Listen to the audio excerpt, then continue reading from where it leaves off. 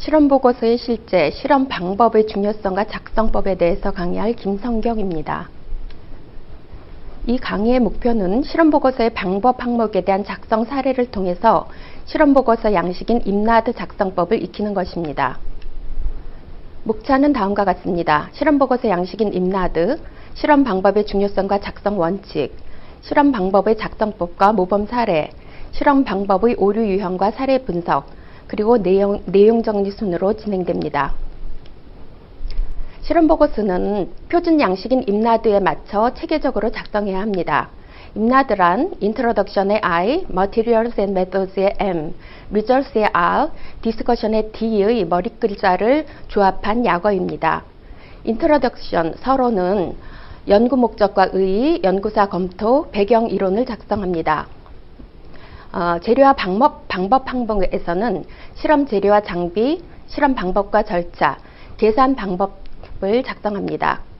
결과 항목에서는 실험 결과를 작성하게 되는데요. 그럴 때 결과 데이터를 단순히 늘어놓는 게 아니라 표와 그래프를 통해서 일목요연하게 보여줘야 하고 주목할 만한 점이나 경향성 등을 짚어줄 필요가 있습니다. 디스커션 항목에서는 결과에 대한 해석과 분석을 하게 되는데요. 실험 과정 중에 겪은 장애와 문제점에 대한 해결 방법도 여기서 다루게 됩니다.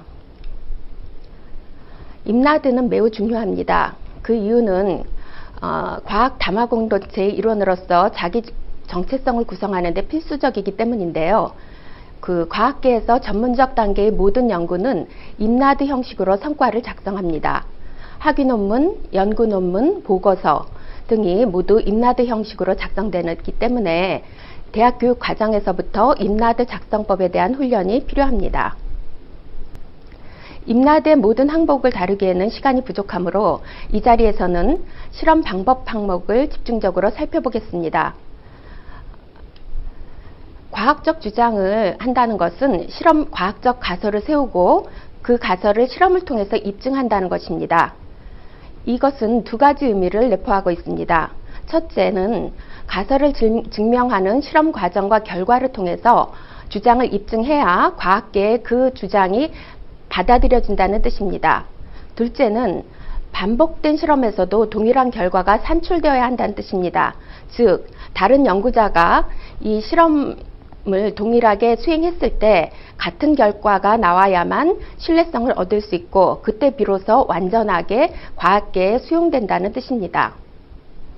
따라서 실험의 반복 가능성은 매우 중요합니다. 다른 연구자가 실험을 반복할 수 있게 하기 위해서는 그 실험을 어떠한 재료와 장비로 했는가, 방법과 절차는 어떠했는가, 또 결과를 도출하기 위해서 어떤 계산 방법을 썼는가를 일목요연하게 밝혀줄 필요가 있습니다.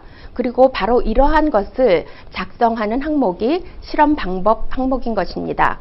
따라서 실험 방법 항목을 잘 작성하는 것은 아무리 강조해도 지나치지 않다고 할 수 있습니다. 실험 방법의 작성 내용과 원칙에 대해서 살펴보겠습니다. 우선 실험 재료와 장비를 밝혀주어야 합니다. 그럴 때 실험 장치 개요도를 같이 제시해서 독자의 이해를 도울 필요가 있습니다. 그 다음에는 실험 절차를 시간 순서대로 작성해서 독자가 실험 과정 전체를 파악할 수 있도록 일목요연하게 써야 합니다. 그럴 때 시간 순서에 따른 실험 행위를 번호를 붙여서 작성하면 작성하기도 쉽고 이해하기도 쉽습니다. 만약에 복합적인 실험이라면 항목을 나눠서 설명할 필요가 있는데요. 항목을 나누고 나면 소제목을 붙여서 어떠한 실험인지를 밝혀줘야 합니다. 필요한 계산 방법을 간략히 제시할 필요도 있습니다. 서술 태도에 있어서 주관적, 감정적 서술을 배제하고 객관적, 정량적으로 서술해야 합니다. 정량적 서술이란 수치를 제시한다는 뜻입니다. 막연하게 크다, 작다 이런 식으로 표현할 게 아니라 수치를 제시해서 정량적으로 명확하게 밝혀줄 필요가 있습니다. 자, 그러면 구체적인 사례를 통해서 실험 방법의 작성법을 알아보도록 하겠습니다. 학생들의 실험 보고서의 주제는 빛의 속도 실험입니다. 이 실험은 공기 중 빛의 속도를 측정하는 실험과 매질, 즉 물과 합성수지 속의 빛의 속도를 측정하는 복합적 실험입니다. 따라서 두 항목으로 나누어서 소제목을 붙이는 것이 중요하겠습니다. 사례의 이해를 돕기 위해서 이 실험의 내용을 간략히 설명하겠습니다. 공기 중 빛의 속도 측정은 오퍼레이팅 유닛이라는 빛이 나가고 들어오는 기구가 있는데요. 이 오퍼레이팅 유닛에서 나간 빛과 그 빛이 거울에 반사되어 다시 오퍼레이팅 유닛으로 들어오는 빛 사이의 위상차를 통해서 빛의 속도를 측정하는 것입니다. 두 번째로 매질 속의 빛의 속도 측정은 빛의 진행 경로에 물이나 합성수지를 놓았을 때 오퍼레이팅 유닛을 나가는 빛과 들어오는 빛의 위상차와 그것을 제거했을 때의 위상차를 통해서 빛의 속도를 측정하는 실험입니다. 공기 중 빛의 속도 실험의 모범 사례를 통해서 구체적으로 실험 방법 작성법을 알아봅시다. 맨 처음에 실험 재료와 장비에 대해서 서술할 필요가 있습니다. 그럴 때 여기 그림과 같은 공기 중 빛의 속도 실험 장치도라는 계략도를 아래에 제시할 필요가 있습니다. 그리고 본문에서는 피겨 1이라고 했는데요. 그림 1이라고 해도 좋습니다. 아래 그림을 짚으면서 하나하나 장비를 설명해 나갑니다. 피겨 1과 같이 오퍼레이팅 유닛 왼쪽에 오실로스코프라는 것은 위상차를 측정하는 기구입니다. 그리고 오퍼레이팅 유닛의 오른쪽에 렌즈, 받침대, 거울을 차례로 배치하였다. 여기서는 지금 각각 기구의 용도를 설명하지는 않았는데요. 제가 방금 설명했듯이 간략하게 덧붙이는 것도 좋습니다. 두 번째로 오퍼레이팅 유닛의 XY를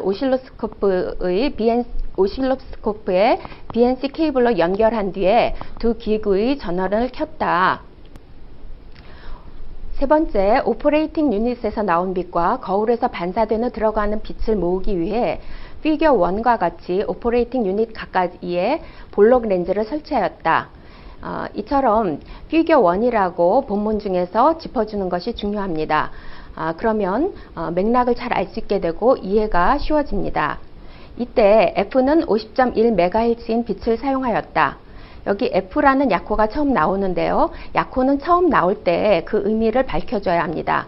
그래서 F는 진동수라고 밝혀졌죠. 그리고 여기서 알 수 있는 것은 진동수가 상수로 주어져 있다는 것입니다.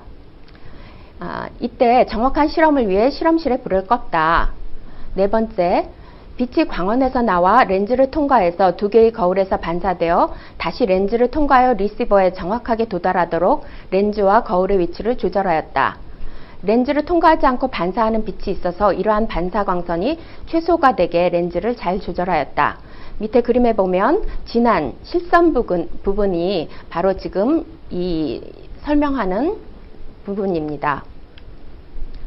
다섯 번째, 오실로스코프의 XY 모드를 이용하여 페이즈를 조절하여 리사즈 피겨가 직선이 되도록, 즉 나가는 빛과 들어오는 빛의 위상차가 0이 되도록 했다. 오실로스코프는 위상차를 측정하는 기구인데요. 그 위상차가 2분의 파이로 변할 때마다 직선 1으로 리사즈 피겨의 모양이 변화합니다. 따라서 처음에 직선이 되도록, 즉 위상차가 0이 되도록 조정해서 그 위치를 A라고 일단 정해둡니다. 여섯 번째, 거울을 이동시켜 리사즈 피겨가 직선과는 위상차가 2분의 파이 차이인 원형이 나타날 때의 거울의 위치 B를 측정하고 A와 B 사이 거리 델타 X를 측정하였다. 지금 처음에 위상차가 0인 지점, 즉 리사즈 피겨가 직선이 되는 지점이 바로 여기 아래 그림에서 실선 진한 부분이고요.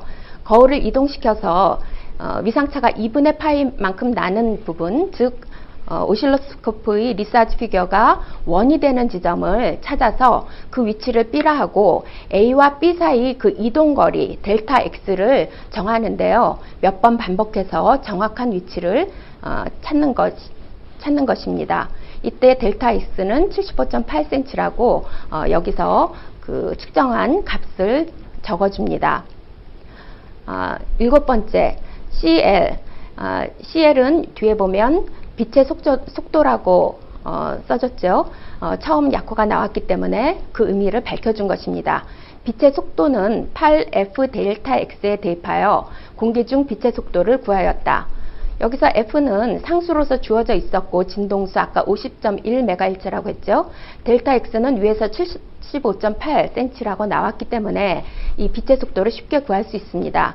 이 공식은 서론에서 그 이론 배경 설명할 때 도출 과정을 간략히 서술해 줄 수 있습니다.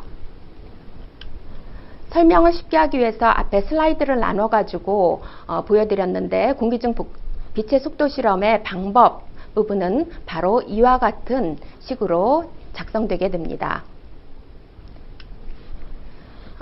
다음으로 이렇게 잘 작성하지 못하고 학생들이 이제 여러 가지 오류를 보이게 되는데요. 많이 그 실수하는 부분, 잘 작성하지 못하는 부분, 미숙한 부분을 유형을 나눠서 살펴보겠습니다. 가장 중요한 것은 그 실험이라는 것이 가설을 입증하는 과정이고 그때 반복하게 한다는 것이 가장 중요하다고 했죠. 그렇기 때문에 전체 과정을 잘 서술해 주어야 하는데 학생들의 실험 보고서를 이렇게 보다 보면은 대부분의 학생들이 이 전체 과정을 서술한다는 그것을 잘 모르는 것 같습니다. 그리고 이게 수행한 실험이라는 그 경험에 밀착된 그런 그 글이기 때문에 자신이 인상적으로 받아들인 부분 중심으로 파편적, 부분적으로 서술하는 경우들이 상당히 많아요. 그래서 독자로서는 이게 어떻게 된 실험인지 전체 진행 과정이 어떠한지를 알 수 없게 되는 경우들이 참 많습니다. 이거는 금방 얘기했듯이 전모를 밝혀준다는 것을 잘 인지하지 못하는 그런 문제 때문에 이런 오류가 생겨나기도 하고요. 실험 보고서라는 것이 며칠 지난 후에, 실험을 수행한 후 며칠 지난 후에 쓰게 되는 경우가 많아서 실험 노트를 정확히 작성해 놓지 않은 상태에서는 기억이 잘 나지 않아서 인상적으로 남은 경험만 서술하기 쉽기 때문입니다. 그래서 실험을 하기 전에 실험 계획서를 잘 쓰고 실험하고 나서 바로 간략히 메모 상태로라도 실험 노트를 잘 작성하는 것이 매우 중요합니다. 그래서 이 전체 과정을 서술하지 못한 경우가 이제 가장 크게 문제가 되겠고요. 그 다음에 이제 실험 과정에서 장애나 문제점들을 이 방법 항목에 쓰는 경우가 많은데요. 디스커션 항목에 써야 되죠. 그 다음에 표현면에서 주관적, 감정적, 또 지나치게 구어적인 표현을 쓰는 경우들이 있어서 이 실험 방법 항목이 기본적으로 객관적 서술 방식을 취한다는 아주 기본적인 요건을 충족시키지 못하는 경우들도 꽤 많습니다. 자, 사례를 보시겠습니다. 여기 지금 광원에서 나온 빛이 디텍터로 잘 들어가도록 렌즈와 거울을 조정했다와 리사지 피겨가 직선이 될 때를 찾고 거울을 옮겨서 원이 되는 위치를 찾기로 했다. 이 두 부분만이 이 방법 항목 전체에서 과정을 설명하는 부분입니다.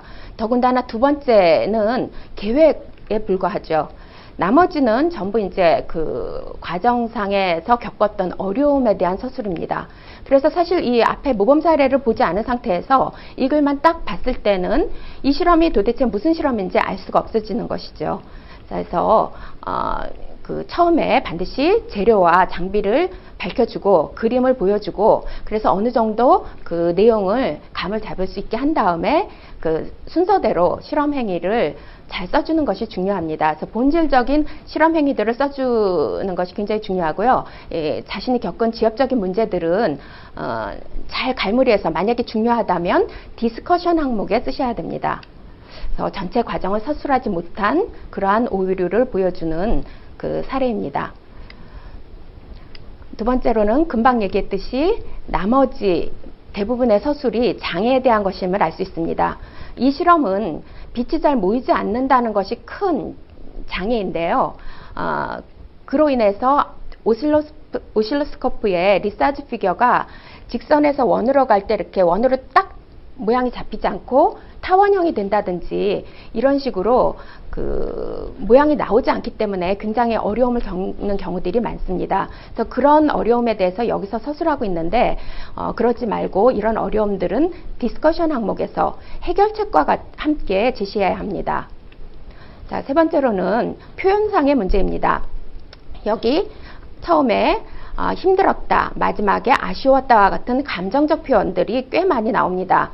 그 다음에 두 번째, 원래는 조언길이 많았던 거다, 완전 헛돌았다와 같은 굉장히 구어체 표현, 또 마지막에 완전 헛돌았다처럼 그 유행어들, 완전히를 한때 완전이라고 많이 표현했었죠. 이런 유행어를 쓴다든지 하는 경우들이 많은데 주의해야 합니다. 특히 많았던 거다의 거다, 것이다, 것을, 것과 관련해서 줄임말을 많이 쓰는데요. 이것은 유의해야 합니다. 반드시 본댓말을 써주도록 해야 합니다. 다음으로 공기 중 빛의 속도와 매질 속 빛의 속도, 빛의 속도 전체의 실험 방법을 작성하는 데 있어서 보여주는 오류 사례를 보도록 하겠습니다. 가장 많은 것이 비항목화입니다. 여기 보시면 1, 2, 3 번호를 붙여서 실험을 수행한 순서에 따라서 서술한 듯 하지만 이렇게 중간에 수조와 합성수지의 길이를 측정하고 빛의 경로에 이것을 위치한다라고 해서 마치 이 실험이 수조와 합성수지 속의 빛의 속도 실험을 작성한 것처럼 그렇게 오해하게 만들고 있습니다. 근데 사실은 이 글은 빛의 속도 실험 전체에 대한 방법 항목이거든요.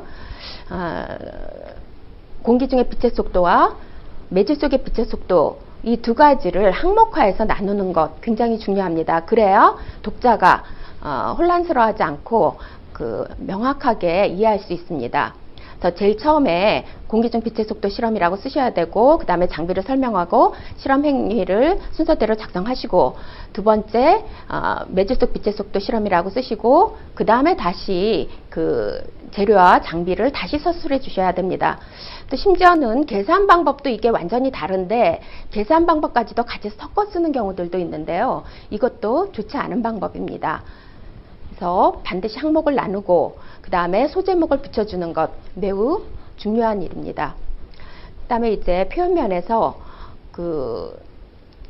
연결한다, 들어가게 한다, 관찰한다, 실험한다 라고 해서 현재형으로 서술하고 있고요. 마지막에 과거형으로 서술하고 있습니다.